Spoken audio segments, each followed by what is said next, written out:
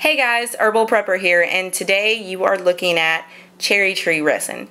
Now, when I first harvested this about 2 months ago, it was a lot. First I had a lot more. I've used some since, but the consistency is a little bit different. So when it first comes out of the tree, it's very jello-like, and then when it starts to harden up, it becomes very gummy bear-like consistency, squishy, but yet still kind of firm.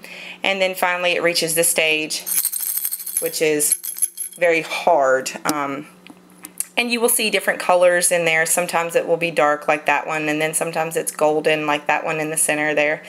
And then sometimes it has a more reddish tint. Now these are the different compounds in the bark or the sap.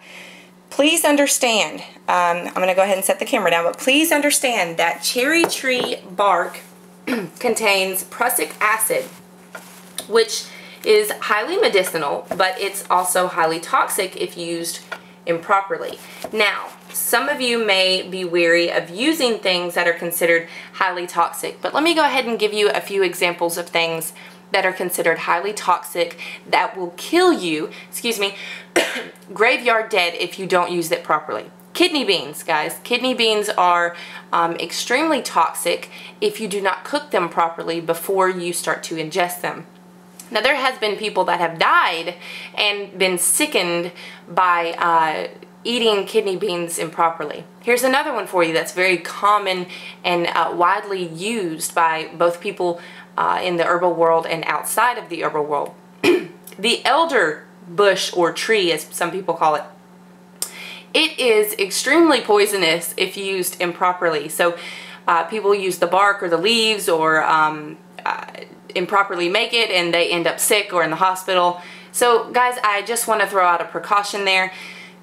Don't run from something that is considered toxic. A lot of people run from poke salad because they're scared of it, but they just don't know how to use it.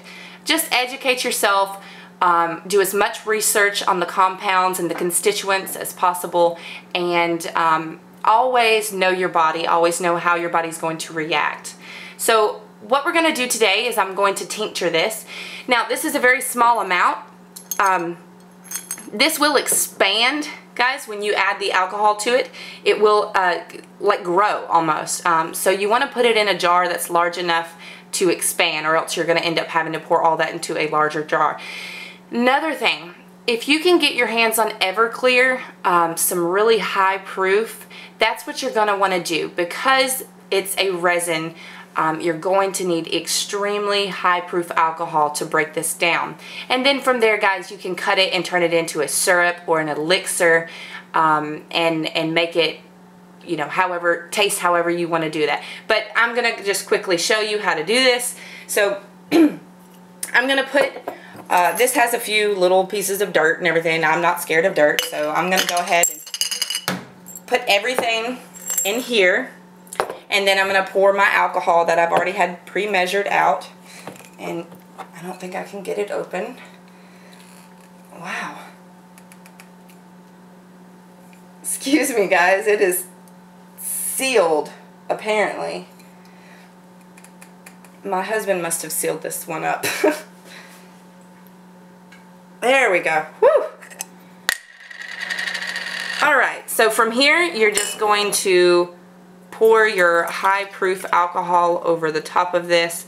Now, you can stop here, and then you can add more alcohol to it as you need. Like I said, as this breaks down, it will become very gooey and it starts to separate. And that's really as the alcohol's eating along the outside of this, and it's pulling away it's making it more soft so that it can break it down.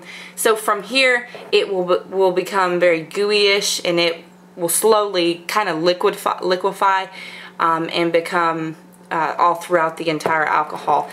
So if you go to do this and you see that you need a larger jar, don't be scared. Just go ahead and transfer it into a larger jar. Add more alcohol if you need to. But from here, guys, after it's completely done, if the alcohol is high enough proof, it should completely become a liquid in a darker color.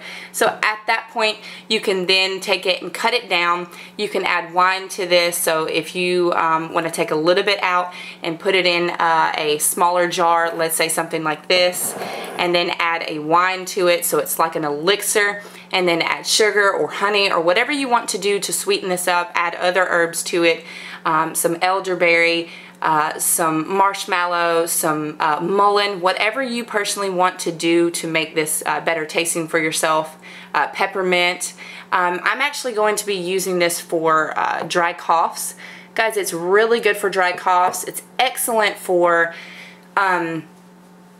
if you have a lot of heat or fever on your, like if you're sick and you're coughing and you have a lot of warmth or feverish and even inflammation, this cherry tree is excellent for that. So it does have a sedative type feel to it. It's not quite as strong as valerian root, but if you've ever noticed, you give your child an over-the-counter medicine that contains the extract of cherry tree, you will notice that they kind of have a more relaxed and sleepy state. That is because it's slightly sedative. So just want to make sure that you guys know that, and please, again, do as much research as you feel comfortable with, and know that it is highly medicinal, but it can be bad if used wrong. So guys, I hope this video is a blessing to you. Until next time.